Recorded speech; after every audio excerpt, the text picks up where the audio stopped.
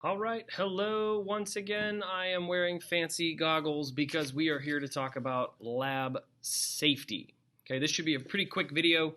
I'm actually going to take you on a little tour of the room to let you see some of the safety equipment around the room, including goggles, because I will tell you a scary story about me with goggles here in a little bit. But let's start going through. Here is our lab safety contract. This is something that you absolutely have to sign if you want to do any labs this year. Got to get it signed, got to have everybody understand the safety procedures that we will be executing this school year.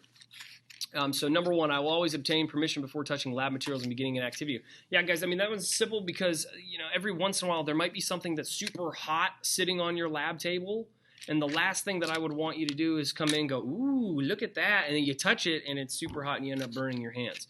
Okay, so we're going to try to avoid that. You always ask. Questions, if you have questions during the lab, you must ask. You see a theme here, ask before doing, all right? Protect my eyes, face, and hands while engaging in lab activities by wearing safety goggles and protective gear when using heat and chemicals and glass. Now, we won't use a whole lot of chemicals. We will use some fire, we will use some heat, and we will definitely use some glass. So protecting your eyes is very important. The story that I was going to tell you is a story of me in college. Now, what I did during this moment in college was I was using nitric acid and forgot to wear my goggles, believe it or not. I was using nitric acid and forgot to use my goggles, and what happened was that I had nitric acid get in my eyes, and it was not pretty. It was the most pain I've ever been in my life, so make sure when we are using them, you have your goggles on. Lots of times people will do this. They'll put them up here. They'll wear them here. They'll do them here. Okay, they'll put them everywhere but on your eyes, so make sure you're wearing them on your eyes. Okay. All right, never insert anything into the flame unless directed to do so. Like I said, guys, we will light things on fire. It is a thing. I have flames inside of the classroom. We will light things on fire. Okay, so be ready for that. It is happening. We got to make sure that we wear goggles. And if anybody has longer hair, what I would recommend is keeping a hair tie with you. If you don't have one, unfortunately, I have rubber bands, and that is what we'll have to use. But you have to tie that hair back in the lab so that nothing bad happens to that hair. All right, behave appropriately, working only at my designated lab station. This is going to be an easy one this year because everybody's got to kind of keep their social distance anyway. Eat anything or drink anything in the lab. Very important not to eat or drink in the lab. Washing my hands thoroughly. We're going to wash our hands like crazy anyway this year, but especially after using chemicals in the lab. Very important, as well as not doing this when you're working in the lab. You never know what's on your hands if you're working with chemicals and what you could eventually put on your face. And then this one, guys, is very important to me. I will report any chemical spill, accident, or injury, no matter how small, immediately. And the reason why that one's important is a lot of times people think because they're walking around the room or they knock something off the table and it shatters that I'm going to be automatically super angry that happened, and that is not the case.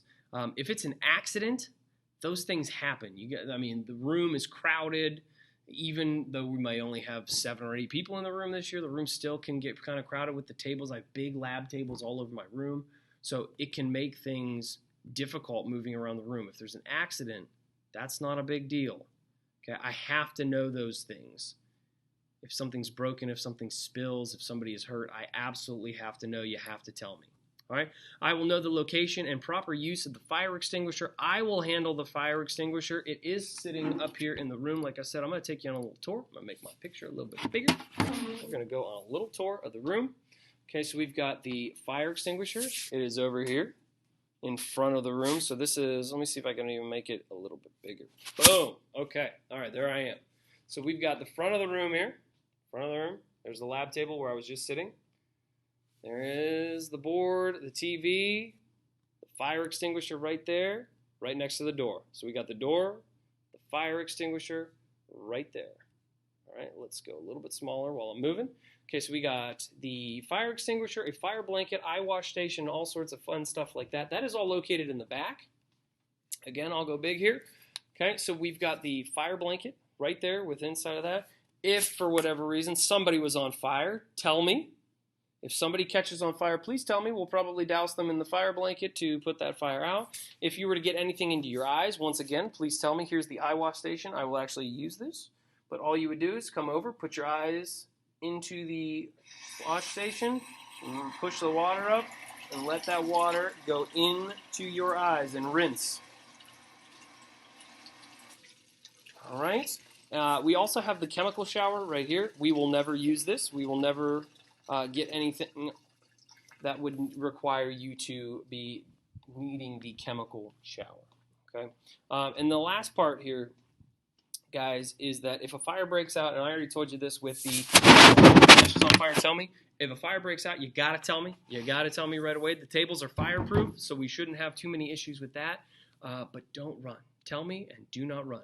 Once again, you got to get this thing signed. It says, please return to your teacher by, that's Friday, September 11th, the same time as the student guide. Fill this thing out, sign it, have parent or guardian sign it. That way I know everybody's on the same page, and I will see you guys in the lab.